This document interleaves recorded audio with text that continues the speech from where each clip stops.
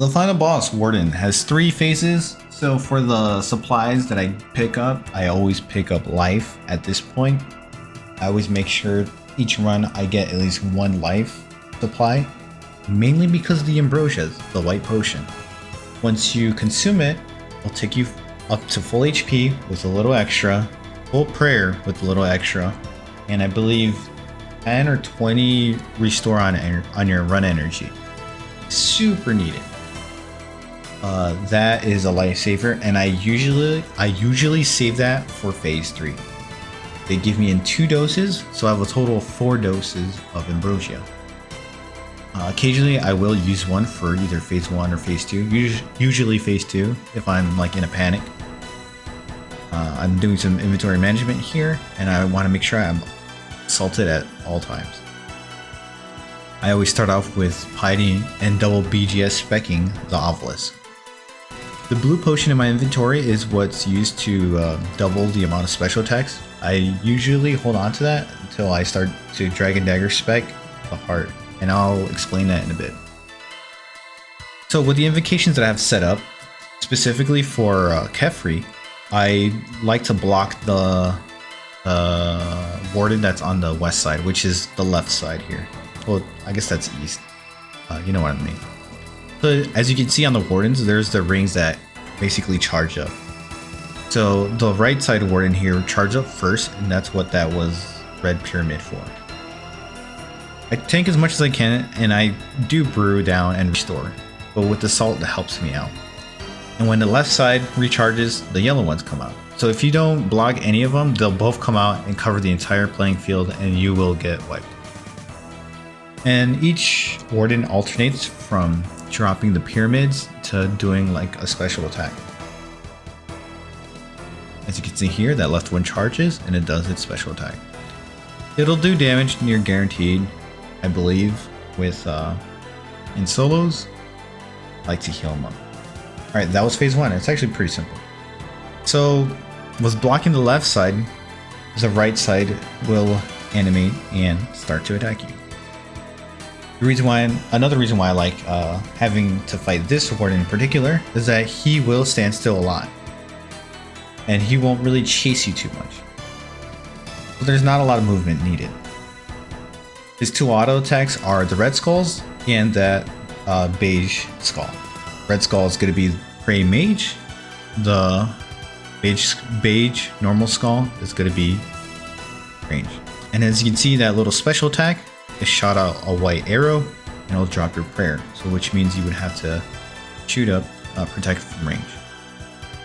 He has 3 of those: a blue one for magic, a red one for melee, it's like a sword, spinning sword, and then that white arrow for, oh, there goes, there's the melee. Very melee, easy. When it's down, it drops out the core, which is his heart, I believe, and pull out melee and just take it down. I'd recommend using the Adrenaline Potion and DDS specking down, because it hits your max at all times. Now his prayer switch, as you can see, so now I have to use range.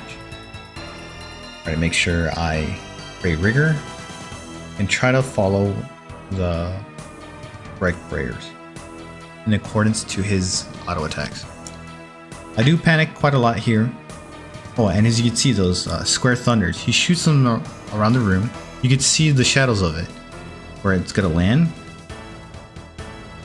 and those hurt a lot. So do your best to avoid it. I do get hit by some of them. That's Prey Mage, easy. See, not too crazy amount of movement.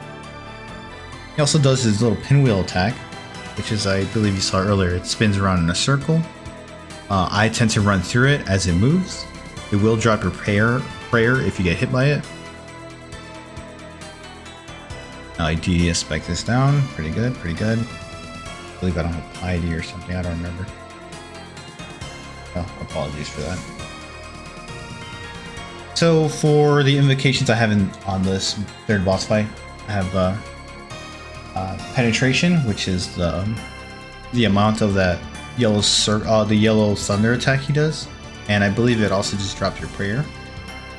And for the third phase, I have overclock and overclock 2.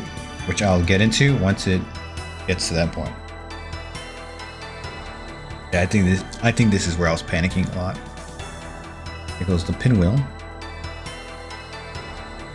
You can also just move with it. It moves counterclockwise. I do so sometimes if I'm in a panic. Kind of don't really have to.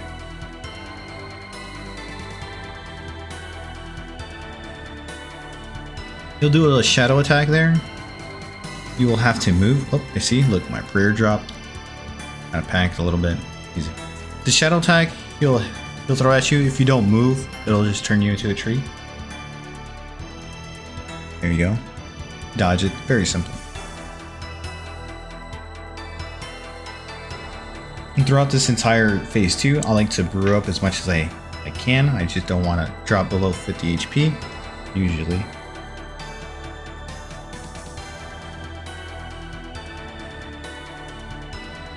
And I just restore after. Remember, 3 brews and then 1 restore.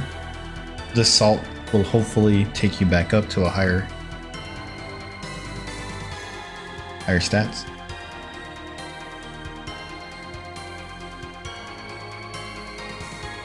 Yeah, and I do believe that not having piety kind of messed me up here.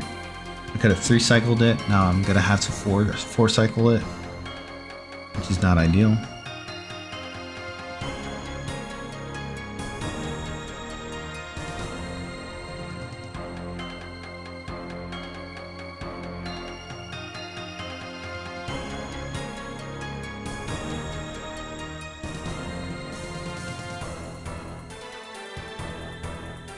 Once you get it down to 0, phase 3 will start. You want to be able to start off with your ranged gear. Make sure you're salted up, potted up, full health if you have to, or right at the start. So right here, overclock 2, this is what it does. See the AoE tile attacks? They go a lot faster. Starts off with left, then right, and then both.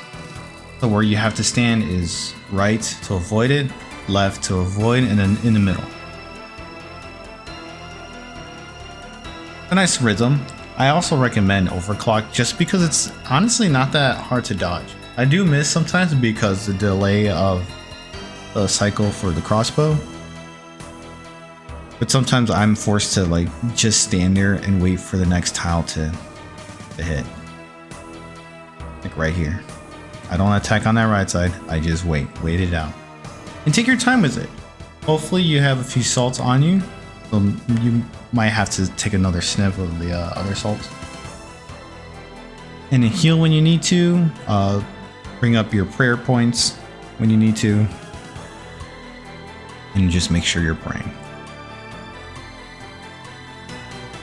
Now for the skull mechanic, you want to equip a melee weapon. Just a weapon is needed to switch. I believe my ping here was really bad. You can one tick all that like per skull, and it's really fun. I love this boss fight very much. But you just need to take them all out, and then it'll do a little extra damage to him. I don't know exactly what happens when you don't finish him off. I believe you'll just take damage. Not 100% sure. It honestly isn't really that hard.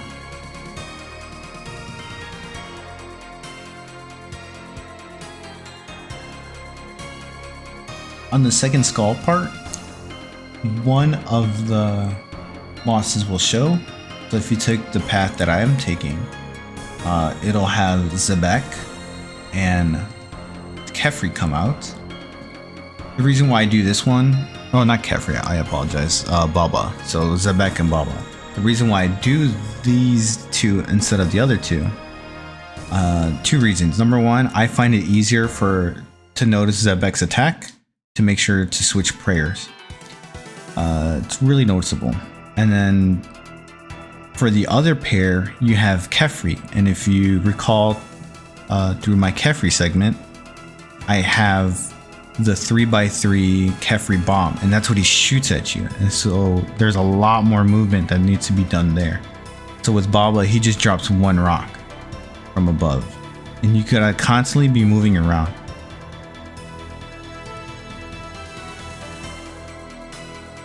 You gotta focus on movement. and you shouldn't have too much of an issue. Skull phase once more.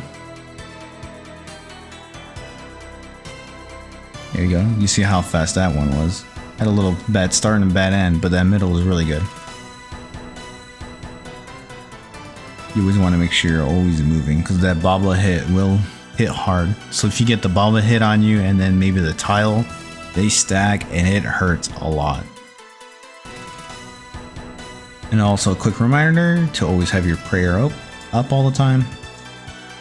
I've had wiped a couple times just because I had my prayer drop. Now for this final part, phase 3, I switched to melee, drink the adrenaline potion, and BGS spec it twice.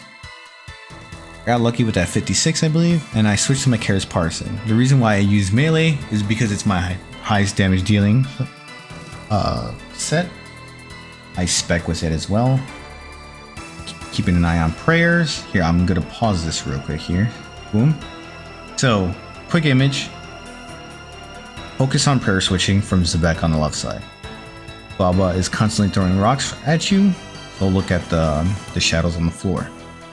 And on top of that, the little thunderstorm mechanic from this from the Warden hits pretty hard.